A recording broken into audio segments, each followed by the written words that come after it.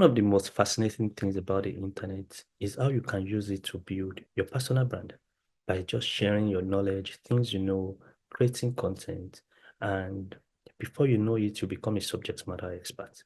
That whenever that subject is being discussed, your name starts popping out in people's head. So when it comes to data analysis and data science, whenever I come across that topic, the only name that comes to my head is Jessica Ayodele. This is the Thriving Immigrant Podcast, and I'm excited to introduce my guest, Jessica, who is a data analyst, but there's more to her story than being a data analyst. And I can't wait to dive into the conversation with Jessica. So, hi, Jessica. Welcome to the Thriving Immigrant Podcast. Hi, Paul. Nice to meet you again here. It's good to be here. Yeah. Great. Okay. So, let's just start right away. The first thing I'd like to ask you is, can you share a little bit about your immigration journey? Okay. So hi everyone. My name is Jessica again. So I'll say my immigration journey to Canada started probably around 2017. It was basically my sister that kind of put it in my head, right? So because growing up, I was a Nigerian first person. I didn't want to leave because I felt like if God puts you in a particular country, then there's something you should do and like remain there. But I think around 2017, I just finished my master's. I think I was on my first job. She kind of started our own journey, like, the whole writing IELTS, doing West. And in my head, I'm like, okay, just do it. I'm not really interested.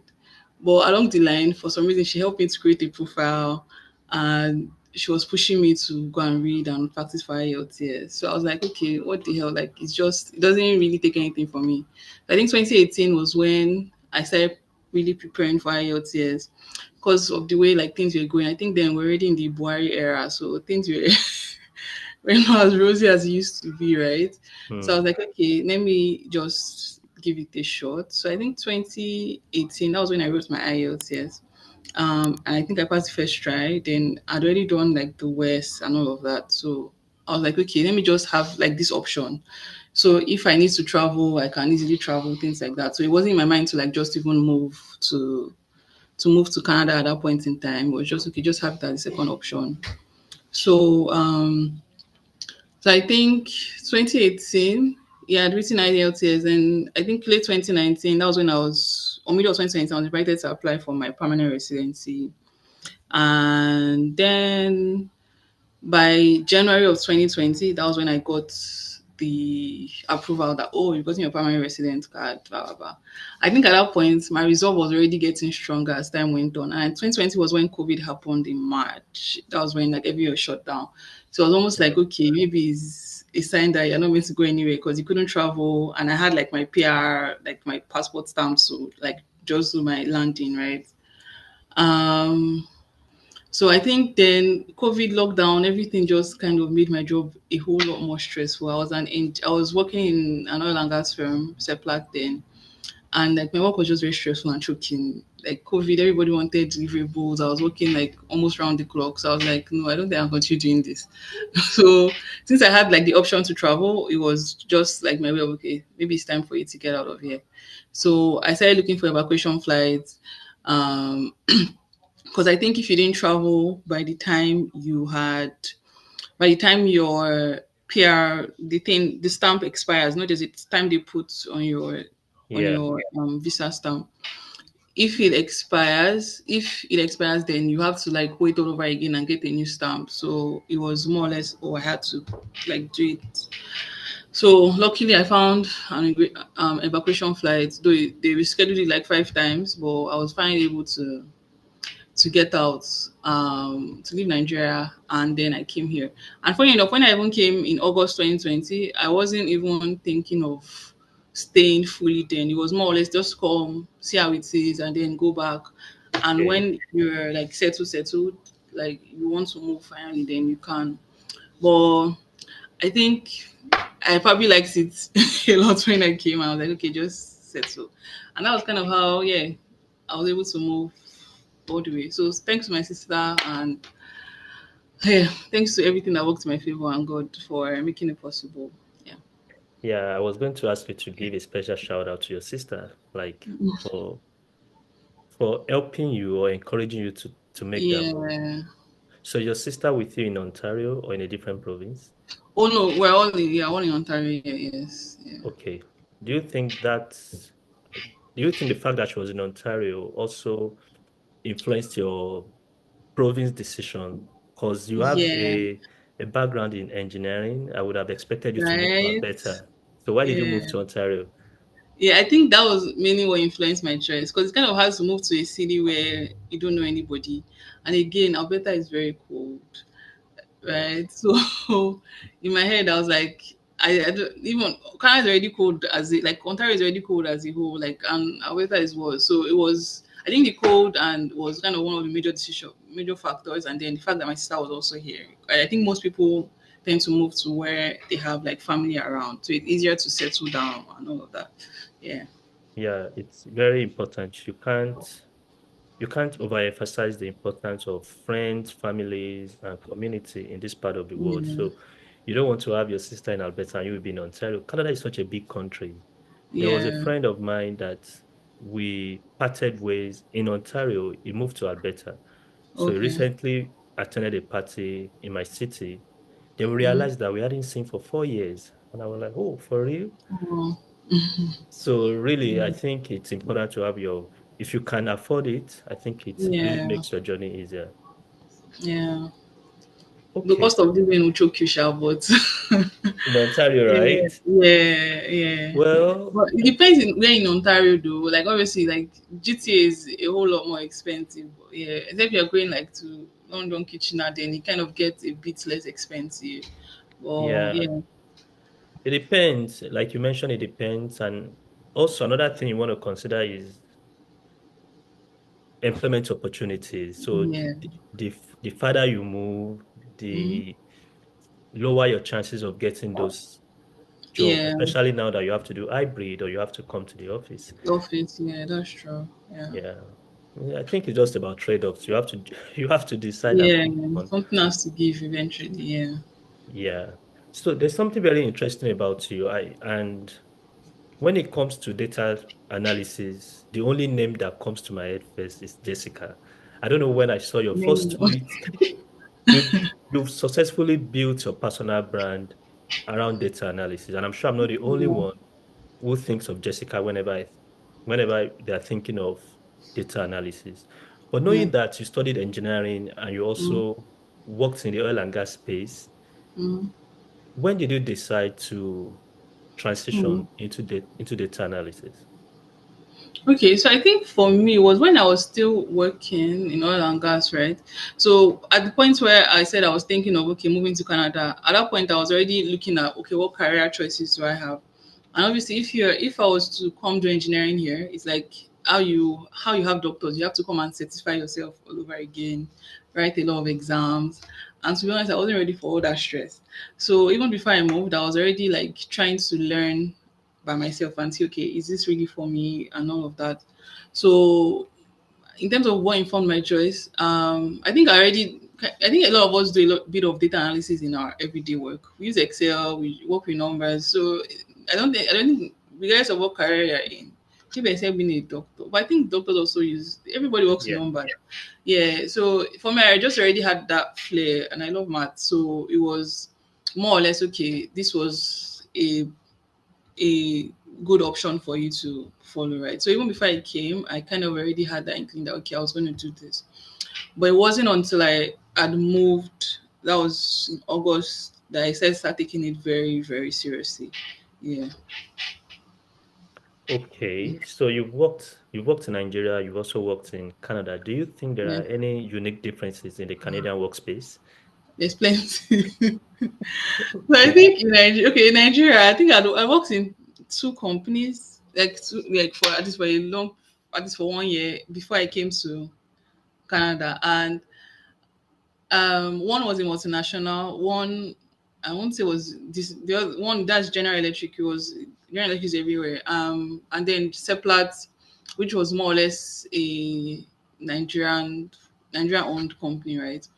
So even within those two companies, there was already a very big difference, right? Mm. Because you're working with people from all over the world, and I think one of the major difference was the way people like accord respect. Where if you're in Nigeria, you have to call everybody sir, ma, as long as they're your boss. Um, and have that almost and have that like utmost, I won't say you don't have respect here, but that sama is very, very important. But here, Yeah. everybody's first name basis. Even when I was in General Electric as well, it's first name basis, regardless of how old the person is. Basically, I'm as old as your grandfather, and you still call them by their first name, and nobody takes offense, which is something I also observed here as well. But working, I know most Nigerians will agree that you have to, that respect has to be sama and Yes, like Sama. always, yeah. And I think also here in Canada, people are a lot more open to express themselves, I think, Yeah. at work. And there's a lot of respect for, at these companies I've worked in, respect for your time and work-life balance. Okay, you're closing by 3, 4. Even if you don't reply mails, nobody's going to hold it to your head, right? Meanwhile, in Nigeria, someone sends you a mail by 7 p.m., they're expecting an answer in the next 30 minutes, right? So I think those minor differences. What else? Yeah, I think just the openness and being able to. I think here as well, in terms of there's more focus on your work, on like, okay, how is this person improving, helping to improve the company. I won't say it's not there in Nigeria, but I think Nigeria is also a bit of nepotism in quotes in terms of like getting jobs or even getting promotions. Aside you knowing your work, you may also have to, let's say, kiss ass or more or less be friends with Let's your, let's say build network, for lack of better yeah, word. Let's say exactly. But yeah, I think it's definitely a very big difference. But all in okay. all, yeah, I do prefer working here, I would say, as opposed to Nigeria. Okay. Interesting. I can actually relate with most of the things you've shared because I also worked in different companies in Nigeria before moving here. Mm, So I had the multinational experience at some point. I also had the yeah, middle, not so local, but in yeah. between. Yeah. And that summer is a big deal. The moment you miss it. Another thing I forgot, another thing I didn't mention is the fact that I think for the companies I work in Nigeria, there was more of a family bond, so to say, Okay. right? Because even now, I'm still on groups where my co-workers are here in Nigeria. As opposed to here is more of do your work and go home. Nobody really. Hmm. You have to like consciously build that bond if you have. I still obviously like relate to my co-workers, but I won't say the bond is not as strong as we have. And obviously, it also stems from the fact that everybody's from different backgrounds. I work with Indians, Chinese, Asians, them few Nigerians as well, but we have people from all walks of life. So it's a bit harder to relate to people like from different cultural backgrounds as opposed to when you're in Nigeria where Yeah. everybody is all, it's very easy to relate. So I think that family bond is missing, which is one of the reasons why I'll say, okay, yes, in that aspect, I prefer my Nigerian offices or colleagues. Yeah. Yeah, that's correct because there are some jokes you can share in the Nigerian community that you don't need to be Yeah. so careful about. But Yeah. yeah, you really have to understand that you're working with different people from Yeah. different walks All of makes it life. different. And so, yeah. Okay, so at what point did you start creating content about data analysis? And for you, looking at your story, Yeah. I don't think you've not spent so many years in that space, No.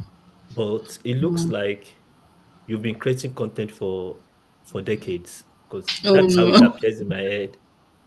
So I think for me it was when I started. So I mentioned it was when I came here I really started taking it so seriously because yeah, man has to eat, and it was more like okay, yeah, yeah, you have to be focused on one part. So when I came in August, I think September was when I now my sister's boyfriend at the time introduced me to a course on IBM. So I took that course, IBM Data Science course, professional certificate. So I took it, and for me, it was more or less okay. Let me just share what I was learning.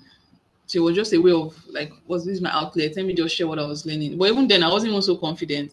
But when I like did the project on the course, I was like, one of the things they encourage you to do is also like share on your LinkedIn and just put yourself out there. So I first shared on like a small group. I was on this immigrant kind of one newcomers group chat on Telegram. So I shared. They put like, "Oh, it's really nice. You really did a good job."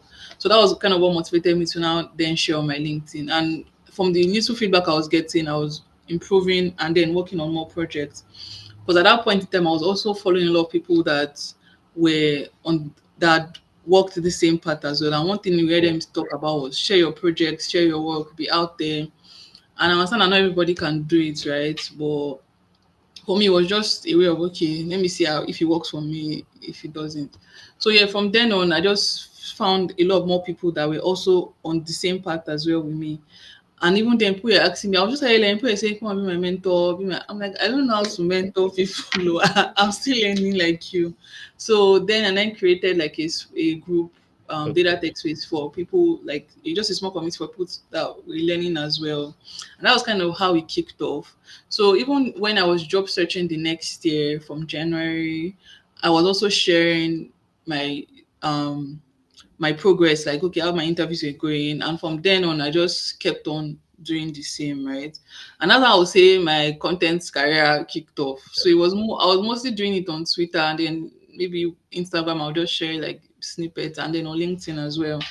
So that was basically how it started for me. And for me, I just found that it was also helping people because even up to today, people still come and say, "Oh, this your post from this. I stumbled upon Right. it and it has helped me," and all of that. So that was kind of how it started, and I would say, yeah, it's been good so far. Yeah. Awesome. Good story. I'm impressed with what you've done, and I love the Thank fact that you. you challenge yourself to share the little that you knew at that Yeah. point, even though you didn't see yourself as a subject matter expert. I Yeah. can't count how many people I've shared your profile with because when people come to me and say, "Oh, I'm thinking of Nice. data analysis, I'm thinking of this," I say, "Have you Mm. followed Jessica?"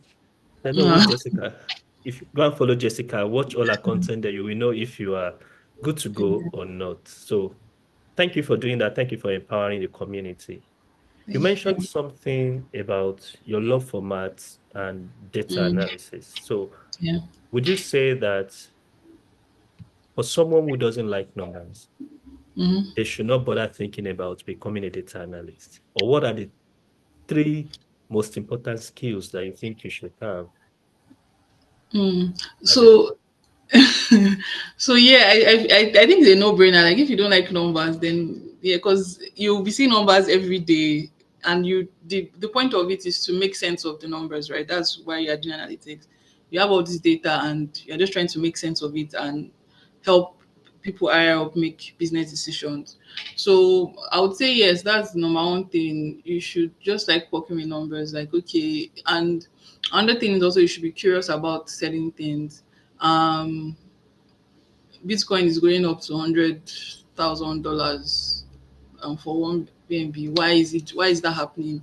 So Mm, even at work, oh, sales dropped by 2% today. Why is it dropping? So all those kind of things, you kind of have to be very curious about it and okay, wanting to know why this is happening. That's kind of how I would say data analytics works. That why mindset has to be there. So you have to be someone that's very curious and inquisitive about things. And another thing I would say is you should also be able to um, yeah, present what you know and also be able to liaise with people as well. Because one thing I've learned is as a data analyst, you can't work in isolation.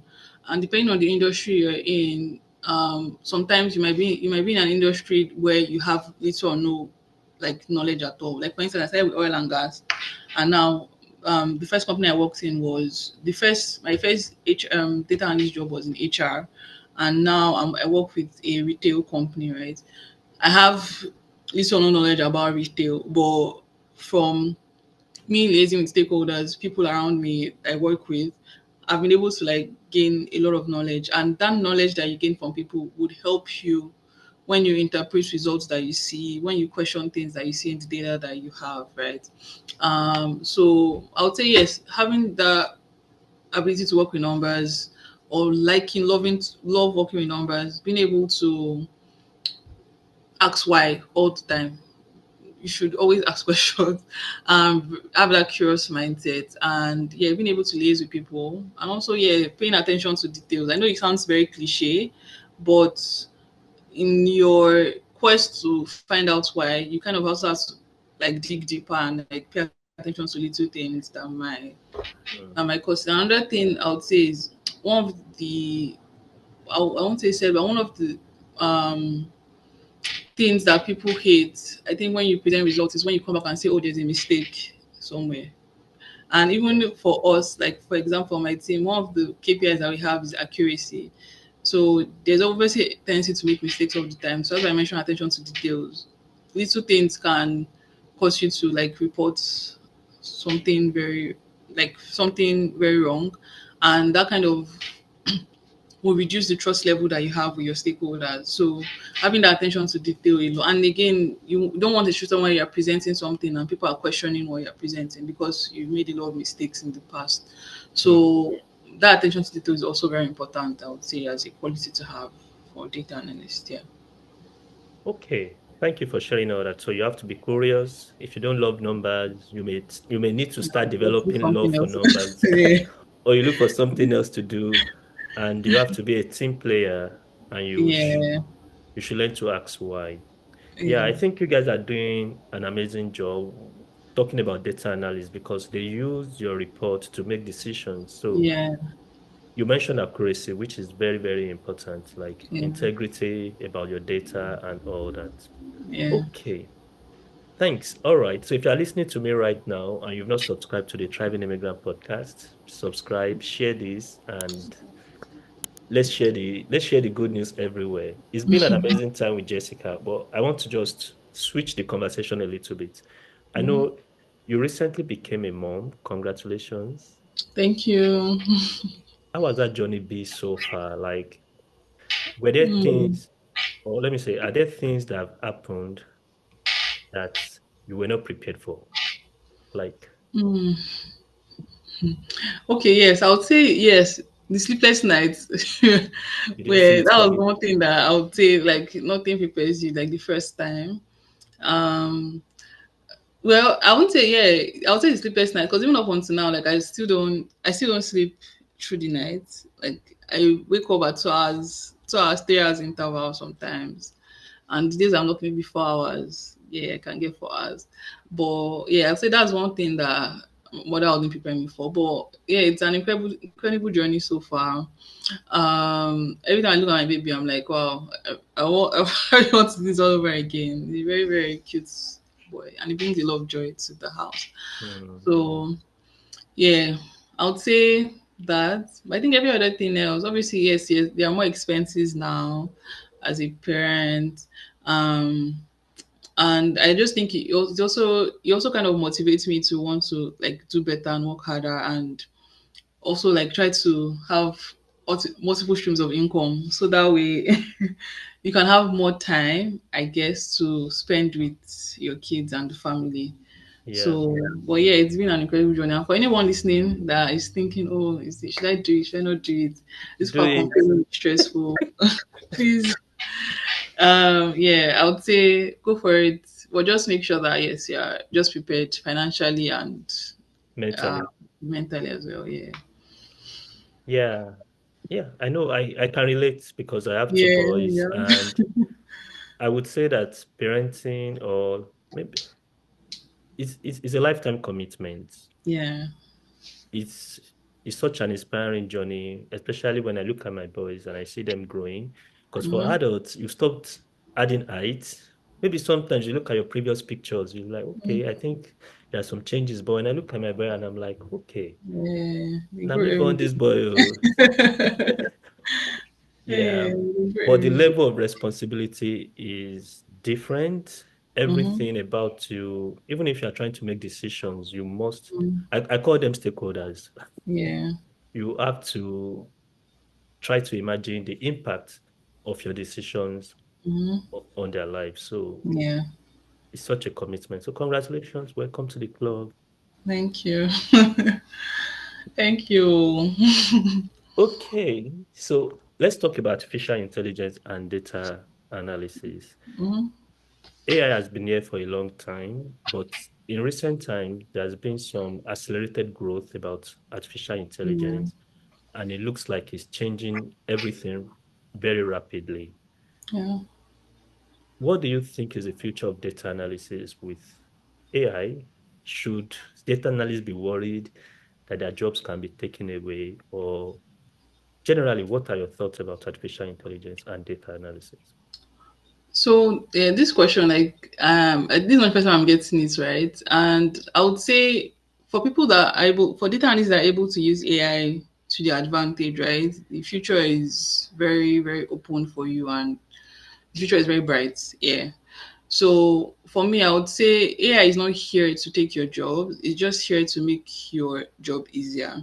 Because even recently, I was helping someone with like an assessment, right, and right off the bat we're trying to like code to write like a Python script, like to kind of answer the questions that I asked.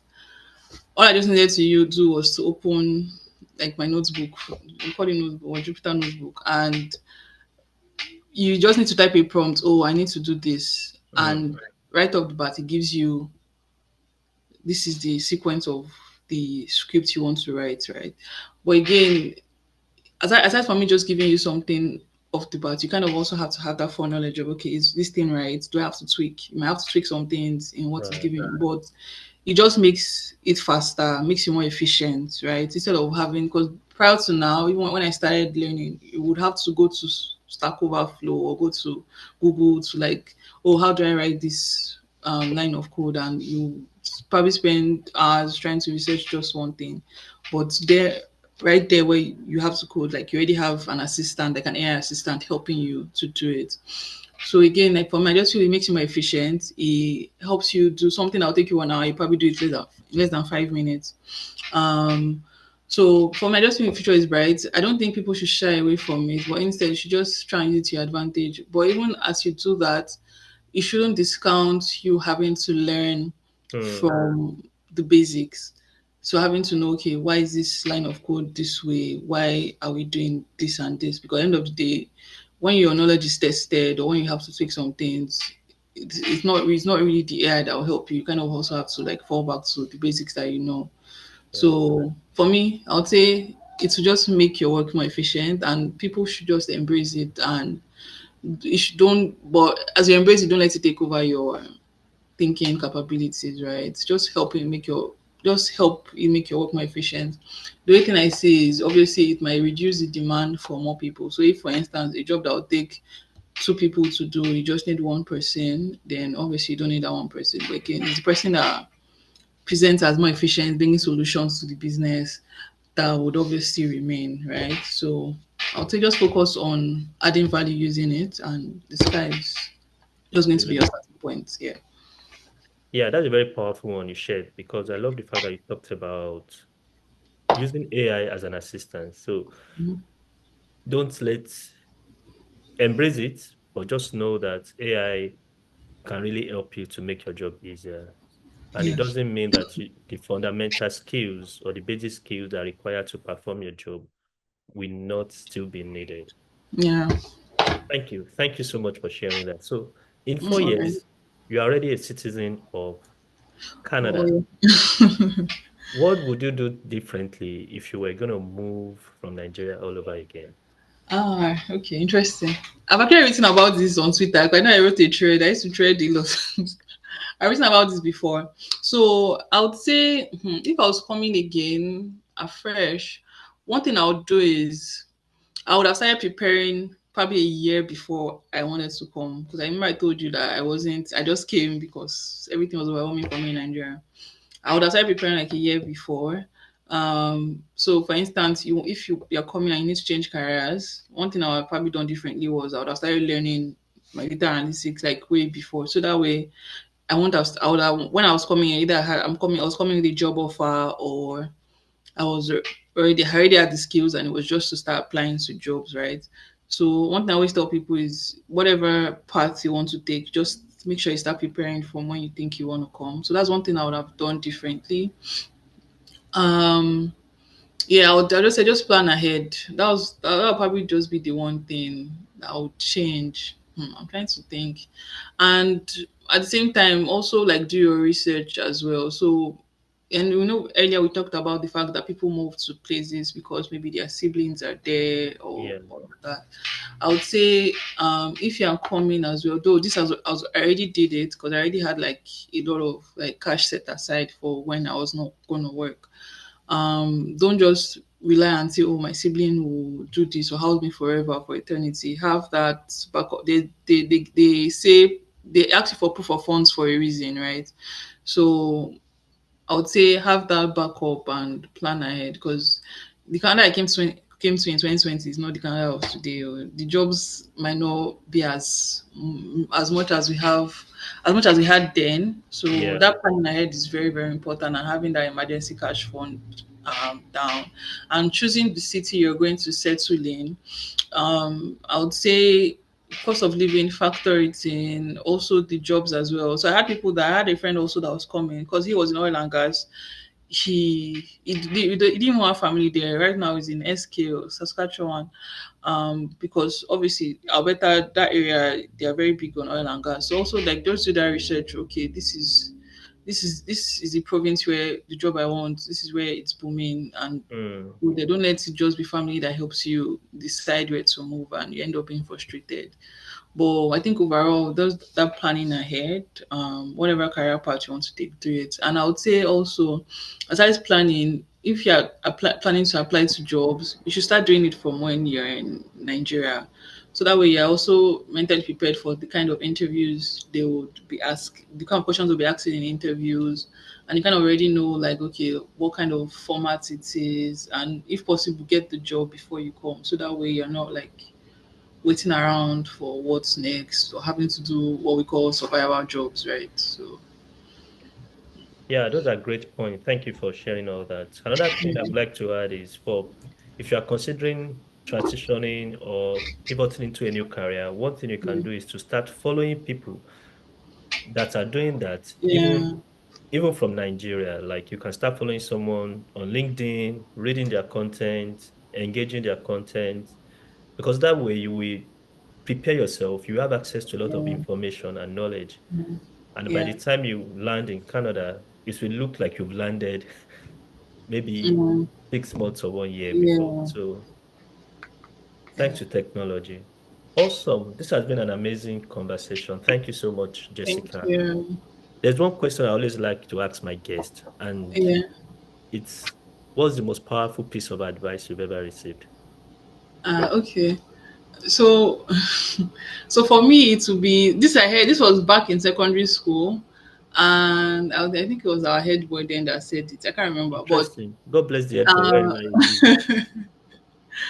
and the advice was whatever is worth doing well, whatever is worth doing at all is worth doing very Mm, well, right? mm, Um, and I would say that's like being my mantra, like in whatever I do. So even if it's data analysis, it's content, just be that's it. the best at it, right? Don't settle for mediocrity. Mm, That's just the summary. Don't settle for mediocrity. Just always put in your best efforts. Yeah. wow. That's powerful. Thank you. So what are your services? Do you mentor people? If somebody wants to contact you right now, how do they contact you? And what do you have to offer? Instagram. So Instagram, I have a link that has like all like my services. Like if it's resumes you want to review, if it's like interview preparations, things like that. It's all there. Yeah. Okay. Yeah. Oh, okay. At this point, I just want to say a big thank you to you for listening, tuning in, and sharing Yeah. this podcast. Special thanks to Jessica, our thriving immigrant for today. It's been a great Thank time you. with you. Thank you for all the gems. Thank you for always empowering the community because what you do is very, very significant. People watch your content and they learn from it. Thank Thank you. you. Thank you You're very welcome. much, Paul. Thanks for having me. All right, you're welcome. Bye.